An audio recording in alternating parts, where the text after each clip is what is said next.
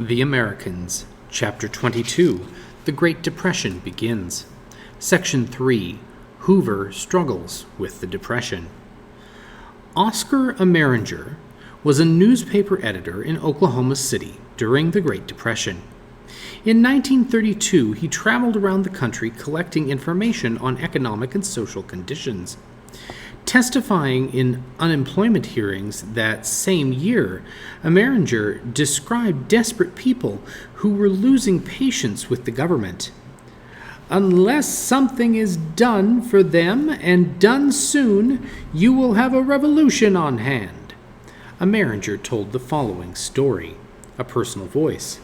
Oscar Ameringer. "The roads of the West and Southwest teem with hungry hitchhikers. Between Clarksville and Russellville, Arkansas, I picked up a family. The woman was hugging a dead chicken under a ragged coat. When I asked her where she had procured the fowl, she told me she had found it dead in the road, and then added in grim humor, 'They promised me a chicken in the pot, and now I got mine.'" The woman was recalling President Hoover's empty 1928 campaign pledge, "A chicken in every pot and a car in every garage." Now many Americans were disillusioned. They demanded that the government help them. Part 1. Hoover tries to reassure the nation. After the stock market crash of October 1929, President Herbert Hoover tried to reassure Americans that the nation's economy was on a sound footing. "Any lack of confidence in the economic future is foolish," he declared. In his view, the important thing was for Americans to remain optimistic and to go about their business as usual. Americans believed depressions were a normal part of the business cycle. According to this theory, periods of rapid economic growth were naturally followed by periods of depression.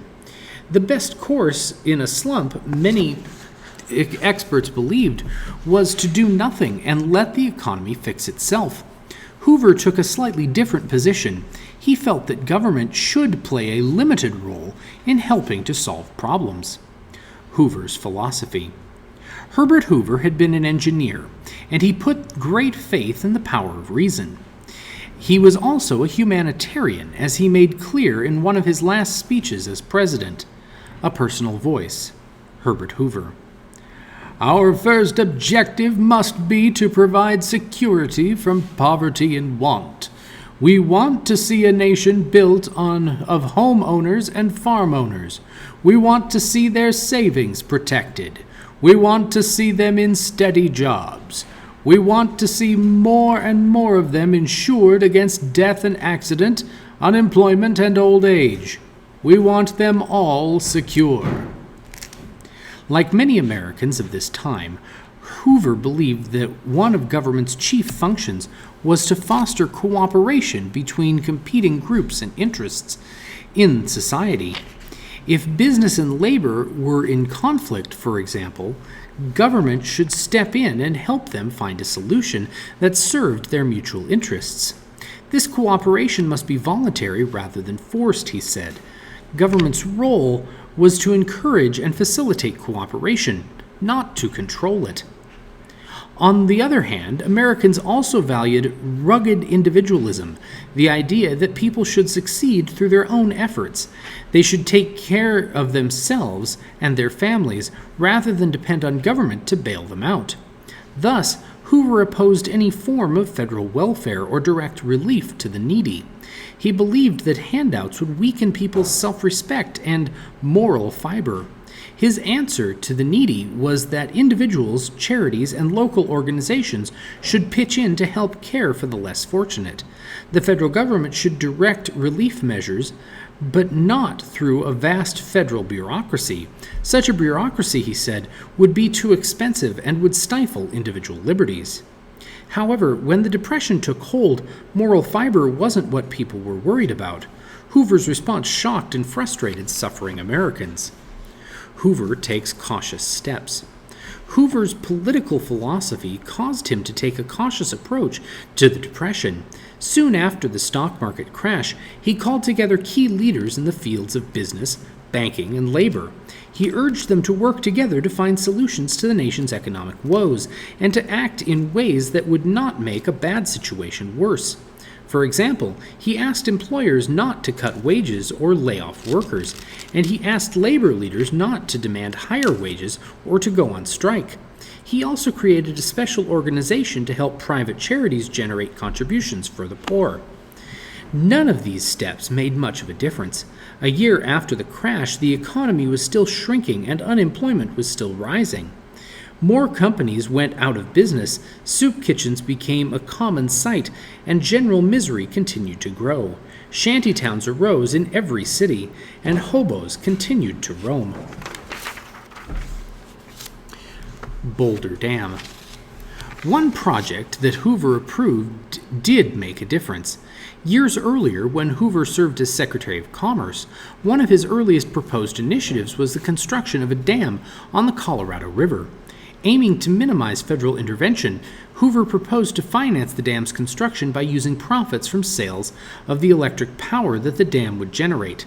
He also helped to arrange an agreement on water rights among the 7 states of the Colorado River Basin: Arizona, California, Colorado, Nevada, New Mexico, Utah, and Wyoming. By the time the massive project won congressional approval in 1928 as part of a $700 million public works program, Hoover had been elected to the White House. In the fall of 1929, nearly 1 year into his presidency, Hoover was finally able to authorize construction of Boulder Dam, later called Hoover Dam. At 726 feet high and 1,244 feet long, it would become the world's tallest dam and the second largest. In addition to providing electricity and flood control, the dam also provided a regular water supply, which enabled the growth of California's massive agricultural economy. Today, the dam also helps to provide water for cities such as Los Angeles and Las Vegas. Democrats win in 1930 congressional elections. As the country's economic difficulties increased, the political tide turned against Hoover and the Republicans.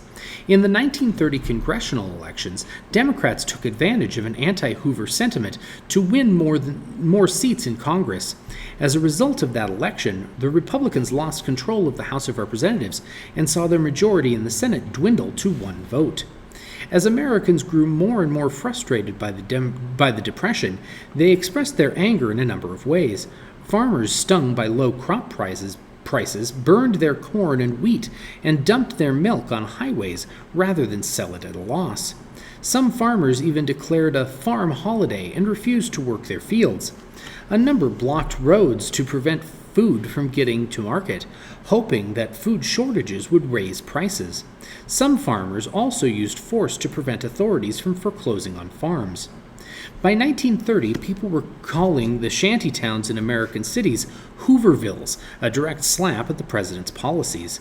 Homeless people called the newspapers they wrapped themselves in Hoover blankets. Empty pockets turned inside out were Hoover flags. Many Americans who had hailed Hoover as a great humanitarian a few years earlier now saw him as a cold and heartless leader. Despite public criticism, Hoover continued to hold firm to his principles. He refused to support direct relief or other forms of federal welfare. Some Americans were going hungry, and many blamed Hoover for their plight. Criticism of the president and his policies continued to grow. An anonymous ditty of the time was widely repeated.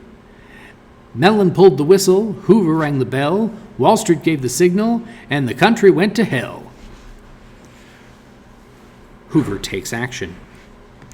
As time went on and the Depression deepened, President Hoover gradually softened his position on government intervention in the economy and took a more activist approach to the nation's economic troubles. Hoover backs cooperatives.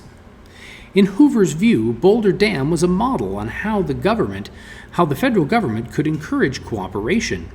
His attempts to relieve the Depression involved negotiating agreements among private entities, again reflecting his belief in small government.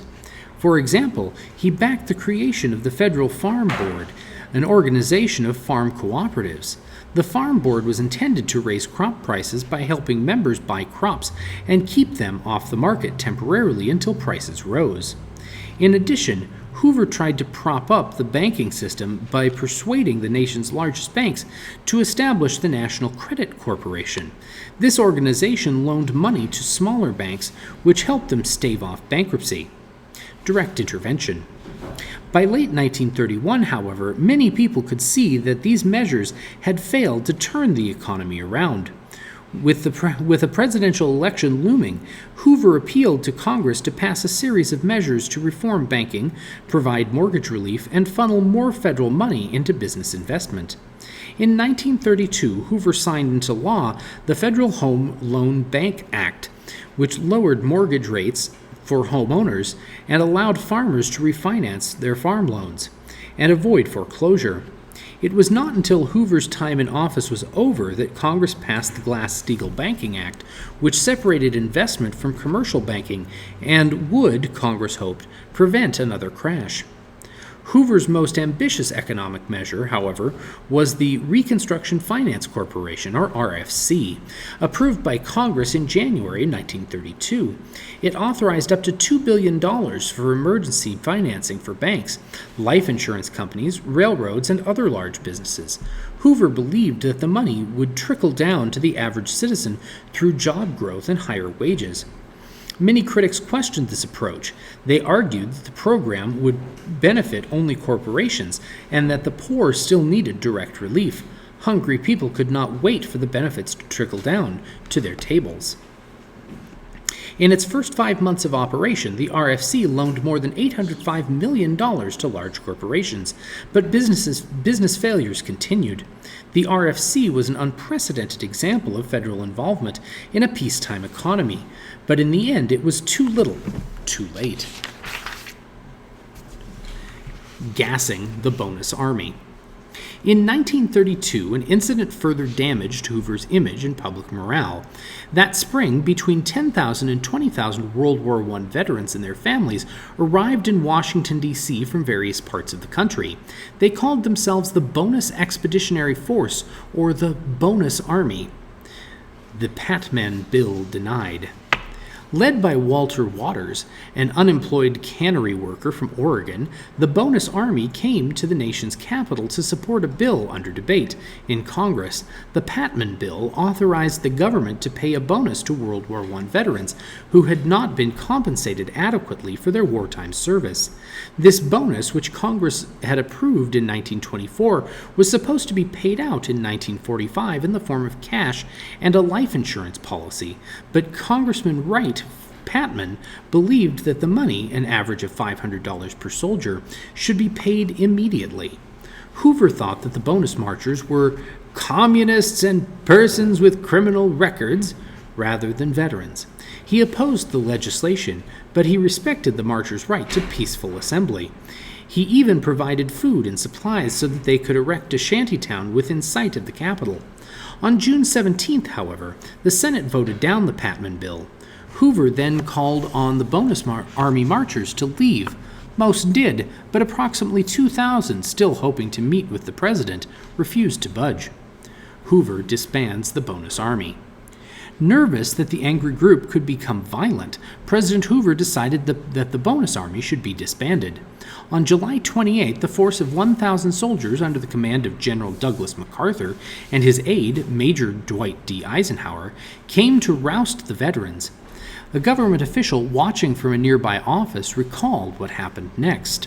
A personal voice, A. Everett McIntyre. The 12th Infantry was in full battle dress.